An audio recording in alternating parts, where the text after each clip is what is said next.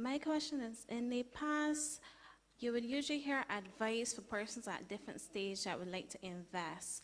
For older persons, you would usually recommend something a little more stable, like investing in bonds and fixed rate returns and so on. But since those returns don't compete with inflation and the bonds seem riskier than they have ever been, do you have any advice for persons at various stages, or it would be a similar matter of everybody should possibly look at investing in stocks and retirement savings?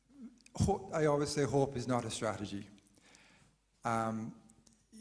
We don't hope that we can win the lotto or Aunt Lucy will leave something in inheritance. It's not going to happen.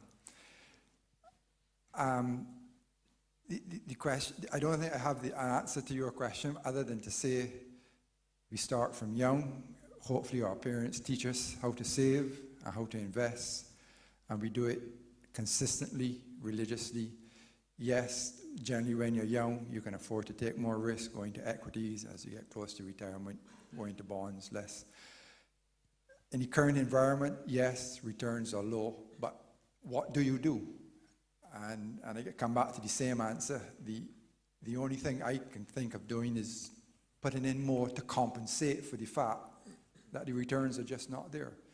And I know you're going to say, well, where am I going to get this extra money from, etc. I just say, just continue at it and keep going. Point to that too. I think it's about the theme that Roger brought up about taking risks sensibly, where I think part of what Wayne was pointing out to us is that not all bonds are created equal. And it doesn't mean we should never buy bonds. It just means that we need to be sensible and go in with our eyes wide open about professionally constructing a portfolio, which is what we do every day of bonds.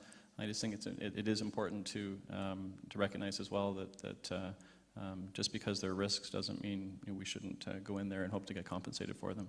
I just want to add one last point. I think you're asking about the older person. What do they need? What can they do? Well, what I'll say is, I'll be very candid.